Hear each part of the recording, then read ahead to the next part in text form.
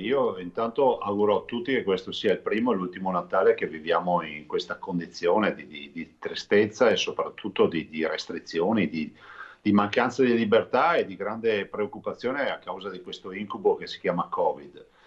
Dall'altro il mio augurio principalmente va a tutte le persone che sono ammalate, non solo il Covid, ma anche coloro che non godono di salute in questo momento e agli strepitosi eroi della sanità del Veneto, le 60.000 persone, uomini e donne, medici, infermieri, OS, insomma tutti coloro che lavorano nei nostri 68 ospedali del Veneto, che in questo momento molti dei quali stanno anche lavorando fisicamente in queste ore, il giorno di Natale, per curare i 3.400 pazienti Covid e gli 8.000 pazienti non Covid che sono ricoverati negli ospedali del Veneto. Che aggiornamenti ha, Presidente, in questa giornata? La macchina della sanità non si ferma per i pazienti non Covid e lo voglio sottolineare anche perché vorrei ricordare che siamo una delle poche regioni in Italia che eroga un servizio sanitario anche alle patologie non coronavirus. Le ho detto quasi 8.000 pazienti in questo momento non coronavirus. E ieri mattina le sale operatorie erano aperte per i pazienti oncologici, per dire, no? Ricordiamole queste cose. Quando si parla della sanità del Veneto,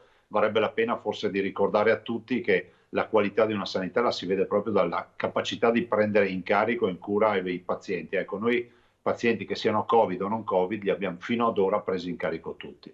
E dall'altro dico che abbiamo pressione sanitaria perché ci sono 3.400 pazienti, se da un lato le terapie intensive più o meno hanno 30-40 postazioni in più rispetto a marzo, invece l'occupazione dei letti è di 1.000 posti in più rispetto a marzo. Questo ci dice che comunque qualcosa sicuramente è cambiato.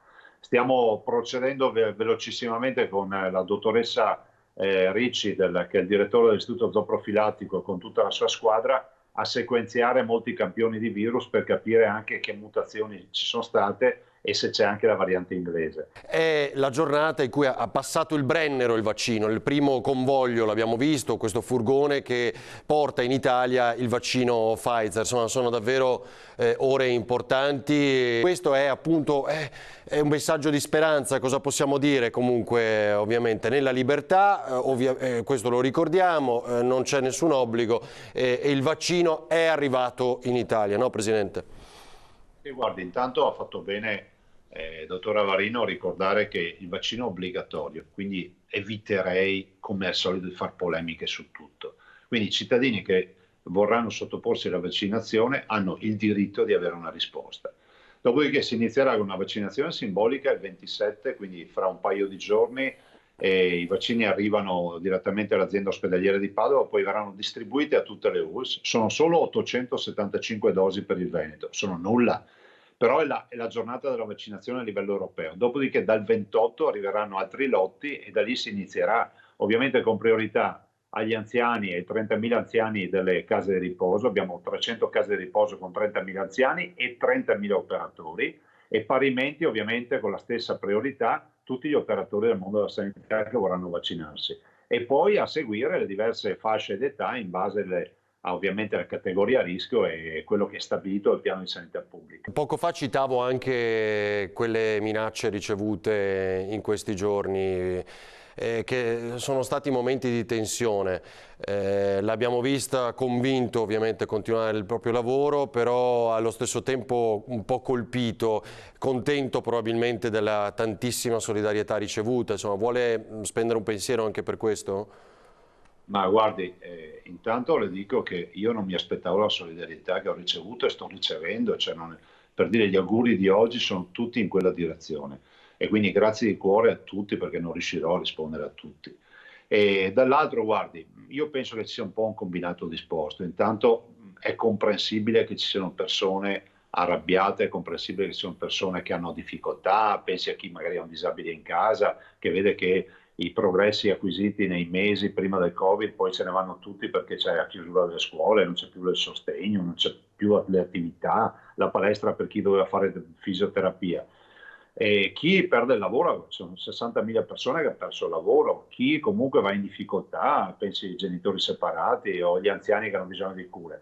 Però tutto questo, io dico, lo si può affrontare, è comprensibile, ma lo si deve fare con civiltà. Allora, prima roba, le proteste, penso alla protesta che è stata fatta sotto casa mia da una ventina di persone, penso che la protesta, la manifestazione sia sacrosanta. Io mi batterò sempre perché ci sia la possibilità per tutti di esporre le proprie opinioni. Ovviamente sta parlando di persone che non parteggiano per noi, votano in tutt'altra direzione, quindi ha una dimensione politica. Però penso che l'unica roba discutibile è quella di andare sotto casa, perché sotto casa vuol dire infrangere anche l'ultima barriera. E l'altra roba discutibile è che non si fanno i video per dare indicazioni di come arrivare a casa mia. Poi dopodiché io dico, la protesta possono condividerla, però è giusto che tutti possano protestare. Dall'altro invece ci sono, siccome poi quando si protesta qualcuno usa anche toni troppo aggressivi che vanno oltre il dibattito e vanno sul personale, poi vanno a aizzare, come è accaduto, i lupi solitari che guardano la TV e se la prendono con quello che vedono in TV e cominciano con le minacce, quelle pesanti.